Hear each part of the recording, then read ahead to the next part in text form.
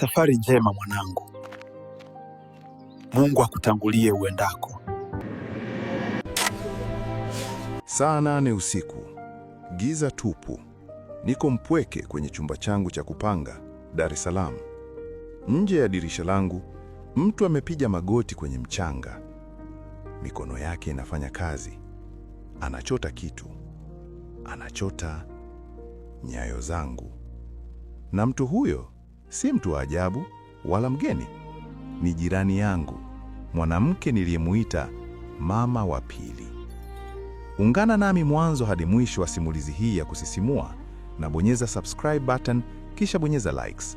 Mtunzi wako naitwa Mganga Roma. Kwa sasa nipo Japan. Wewe je, unaangalia kutokea wapi? Kama tayari umesha subscribe, asante sana. Na sasa tuendelee. Lukman ndio jina langu. Na hii ni simulizi ya jinsi wema wa mtu mmoja unavyoweza kukuua polepole polepole.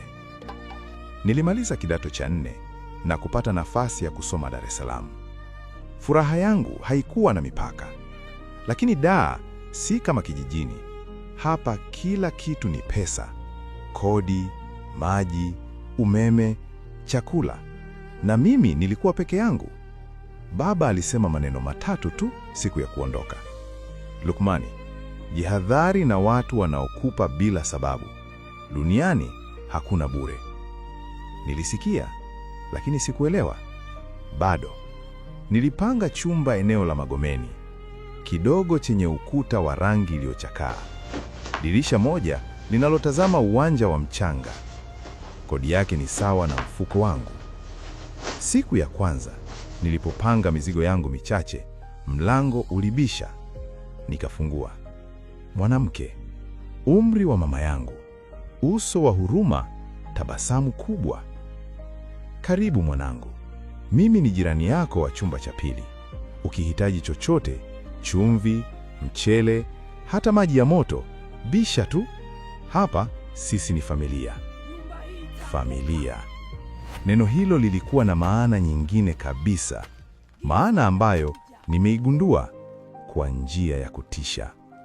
Wiki za kwanza zilikuwa nzuri. Jirani nikampa jina Mama Saida, si jina lake la kweli. Alikuwa mtu wa kusaidia kupita maelezo. Nikirudi shule nimechoka, chai ya tangawizi na ningojea mlangoni. Nikisahau chumvi, anabisha mlango na sahani nzima ya chakula. Nilipopata homa ndogo, alileta dawa na kunisimamia kama mtoto wake mwenyewe. Kula mwanangu, huwezi kusoma na tumbo tupu. Na mimi, kijana asiye na mama Dar es Salaam, nilimeza wema wake wote bila maswali. Kwa wiki 6, nilikuwa nimempa karibu kila kitu nilichokuwa nacho. Sufuria yangu nzuri, nguo za ziada, hata simu yangu ya zamani.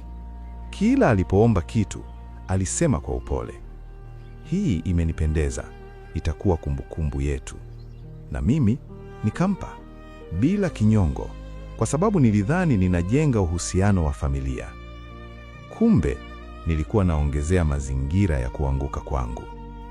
Ni kwa sekunde moja tu. Hebu bonyeza subscribe button sasa hivi na upige likes, kwa sababu kilichotokea baada ya wiki 6 ndiyo sababu niko hapa leo kusimulia hadithi hii. Nilibadilika polepole, kama sumu inayoingia mwilini tone kwa tone. Ilianza na uchovu. Uchovu ambao haukuwa wa kawaida. Nikiamka asubuhi, mwili ulikuwa mzito kana kwamba nimelala na magunia ya saruti. Macho yangu yalikuwa mekundu, kichwa kinauma. Nilijisemea, ni masomo tu au stress. Ndoto zilianza. Ndoto ya kwanza, nilijiona nimelala ndani ya jeneza. Jeneza la mbao chafu zilizovunjika. Juu yangu kulikuwa na giza, na nje ya jeneza nilisikia sauti. Sauti ya mwanamke anaimba wimbo wa huzuni, wimbo wa mazishi. Niamka nikitetemeka, jasho, moyo unapiga kama ngoma. Siku ya pili, ndoto ile ile, jeneza, wimbo. Lakini safari hii niliweza kuona mikono ya mtu inafunga kifuniko cha jeneza. Mikono ya mwanamke. Siku ya tatu, niliota ninazikwa. Mchanga unaninyeshea na watu wanaopiga kelele ni watu ninaowafahamu, lakini uso wa mtu anayemimina mchanga sikuweza kuuona. Nilienda hospitali.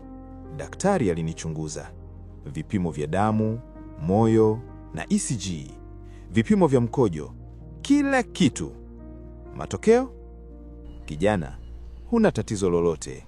Mwili wako uko sawa kabisa. Mwili wangu uko sawa, lakini kila usiku ninajiona ninazikwa. Kila asubuhi ninaamka na maumivu ambayo daktari hawezi kuyaona. Na ndipo nikakumbuka maneno ya baba yangu, jihadhari na watu wanaokupa bila sababu. Lakini bado sikuwa tayari kuamini. Bado nilidhani ni mawazo yangu tu. Hadi usiku ule, saa 8:30 usiku, sikuweza kulala. Ndoto za jeneza zilinifanya niogope hata kufunga macho. Nilikuwa nimelala kitandani, macho wazi, nikitazama dari, na ndipo nikaisikia sauti ya kuchimba nje ya dirisha langu. Krr, krr, krr. Pole pole, kwa makini, kama mtu anayefanya kazi asiyotaka kusikiwa. Moyo wangu ulisimama, koo langu lilikauka, mwili wangu ukawa baridi kama barafu. Nilisogea polepole, hatua kwa hatua, kama mtu anayetembea kwenye nyumba ya mapepo. Nilifika dirishani na kutazama nje kwa pembe ya pazia. Mama Saida amepiga magoti kwenye mchanga chini ya dirisha langu. Mikono yake inachimba, anachota mchanga mahali ambapo nyayo zangu zilikuwa. Alikuwa na chombo kidogo kama bakuli la udongo. Alichukua mchanga wa nyayo zangu na kuuweka ndani kwa uangalifu kama dhahabu. Kisha akainuka polepole, akatazama dirisha langu. Mimi nilijificha, sikuhema. Nilihisi kama macho yake yanapenya kupitia pazia na kuniona. Alikaa kimya, kisha akageuka na kutembea polepole kurudi chumbani kwake. Usiku huo sikuja kulala, jicho moja hadi alfajiri. Na asubuhi yake Mama Saida alibisha mlango wangu na tabasamu lake kubwa la kawaida. Habari ya asubuhi mwanangu, nimeleta chapati. Nilimtazama, mikono ile ile iliyokuwa ikichimba nyayo zangu saa chache zilizopita, sasa ikinipa chapati kwa upendo. Nilihisi koo linakauka, mwili ukatetemeka, lakini nikatabasamu na kusema, asante mama, kwa sababu sikujua la kufanya, na zaidi ya yote niliogopa sana. Baada ya usiku ule, nilianza kuangalia kwa makini zaidi, na nilichokiona kilinifanya nilaani siku niliyohamia Magomeni. Usiku wa pili, saa 3, Mama Saida tena, lakini safari hii hakuchota mchanga tu. Alikuwa na kitu mkononi, kitambaa chekundu. Alichimba shimo dogo karibu na mlango wangu na kukizika. Asubuhi yake nilitoka nje na kuchunguza mahali alipochimba. Mchanga ulikuwa umelainishwa tena, kama hakuna kilichotokea. Lakini nilipochimba kwa kidole, nilikipata. Kitambaa chekundu, kimefungwa kwa fundo, na ndani yake vitu ambavyo siwezi kuvielezea hapa.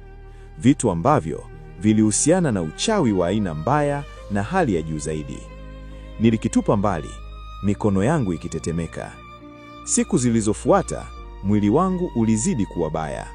Uchovu haukuisha, uzito uliendelea, na kitu kipya kilianza.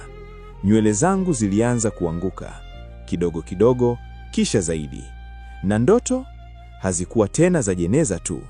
Sasa niliota ninazama kwenye bwawa la giza, na chini ya maji, mikono mingi, mikono ya wanawake, inanivuta chini, chini, chini. Kila nilivyoamka, nilikuwa dhaifu zaidi, kama mtu anayemaliza beteli yake, nguvu zangu zikitoka asilimia kwa asilimia. Na wakati huo wote, Mama Saida aliendelea kuwa mwema. Chai, chakula, tabasamu. Mwanangu, unaumwa? Uso wako hauonekani vizuri. Ninakuambia, hakuna kitu kinachotisha zaidi kuliko mtu anayekumaliza huku akikuuliza kwa huruma kama uko sawa. Wiki ya 8, siku ya Jumanne, nilikuwa nimeketi kitandani nikitazama mikono yangu.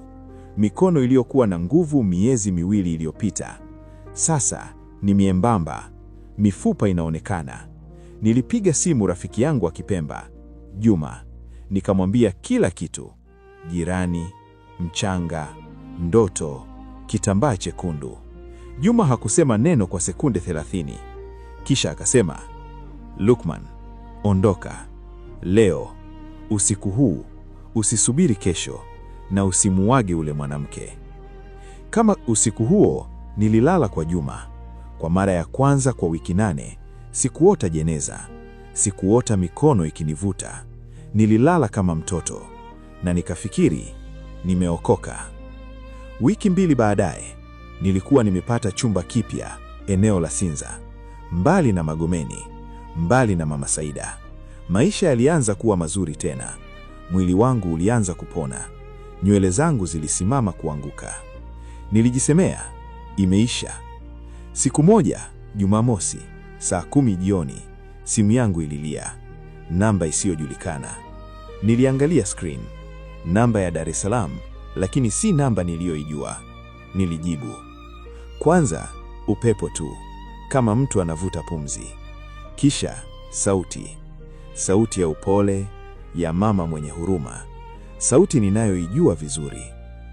Mwanangu, ulidhani unaweza kuondoka? Asante sana kwa kuwa nami mwanzo hadi mwisho. Wewe ni wa thamani sana kwangu. Na hadithi hii haijaishia hapa, bali kilichotokea baada ya simu hile ndiyo sehemu ya kutisha zaidi. Usisahau kubonyeza subscribe button ili uwe wa kwanza kupata simulizi hii sehemu ya pili.